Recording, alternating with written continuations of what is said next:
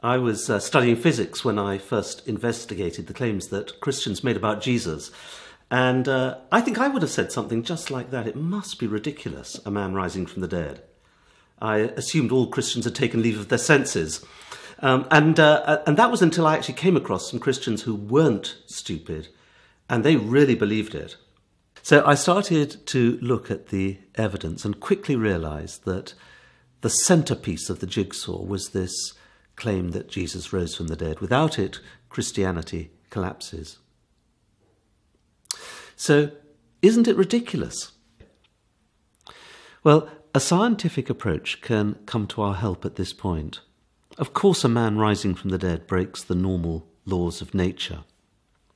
But those laws don't say what has to happen. They merely describe what normally does happen.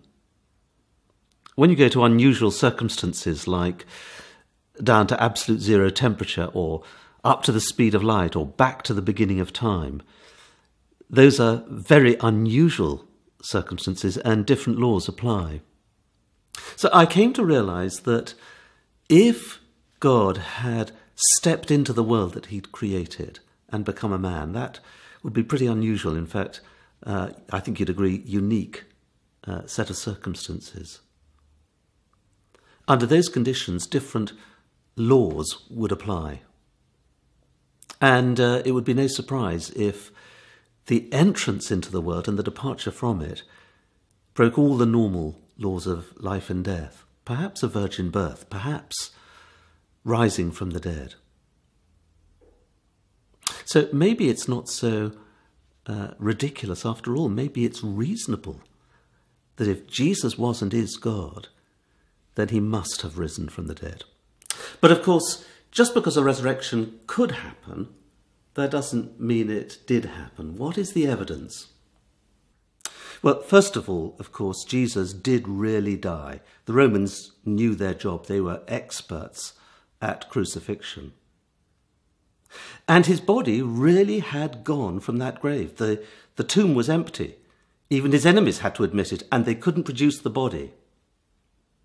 And then there were the resurrection appearances. Many people on different occasions, amounting to hundreds altogether, claimed that they'd seen Jesus alive after his resurrection. And then there was the transformation of the disciples from cowards to the most courageous men who were not only prepared to die for their faith, but most of them did, for believing this truth, that Jesus had risen from the dead. So maybe it's not ridiculous. Maybe it's quite reasonable.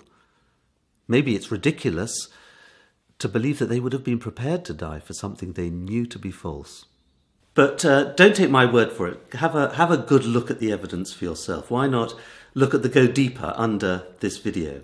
Why not read the accounts of the eyewitness accounts of the resurrection for yourself?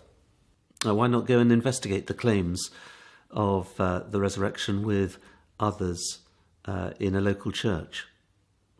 And decide for yourself whether the resurrection is ridiculous or real.